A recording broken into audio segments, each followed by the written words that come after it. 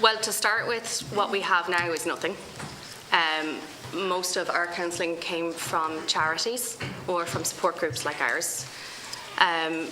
My daughter still never had counselling, even though it was requested several times. My husband ended up getting counselling only this year through work. And that's an awful lot of it is just maternal mental health care, because there isn't anything that can physically be done, you know, particularly while you're still pregnant. There's nothing that can actually be done, but you could be supported, you can be listened to, and you can get to talk about it, but there's nothing there at the moment, absolutely nothing.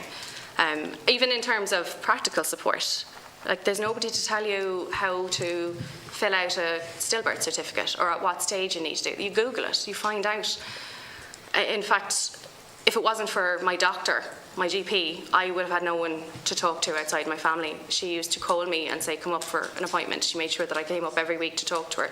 And I'd just sit there and rant and cry and she'd listen. And that was it. And because that was free, I could go. The antenatal care is free, so I got to go to the GP.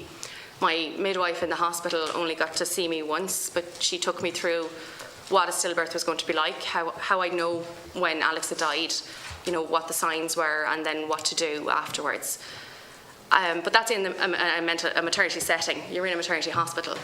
When I went in after my doctor couldn't find a heartbeat, I went into the clinic to have a scan, and I sat in a room with 30 other pregnant women who were all expecting babies.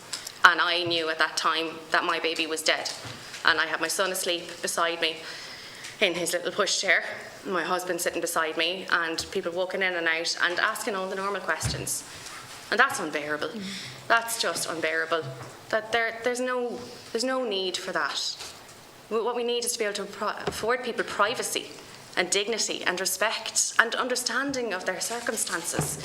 If you're sitting there knowing your child has died and that you have a stillbirth ahead of you, don't sit in a waiting room with 30 other pregnant women and their families all excited, swapping scan photos in front of me. So maternal mental health care is very important. Like, it's very important. It's essential for the well-being of all of society, because the mums are making the people for the country. We need to keep them well, we need to mind them. And that means minding their mental health, because God knows being pregnant and having kids can be trying on the mental health. So that's probably step one. And then after that, choices and availability. I think it's also worth knowing that the little touches that you get that make it bearable, the little things that you get in the hospital, the clothes for the baby, the photographer who comes and takes pictures, the memory box, you get your little candles and you get a blanket. They're all provided by a charity. Foetal does that. They provide that. The hospital doesn't provide that. To my knowledge, the only thing the state actually provides is the coffin.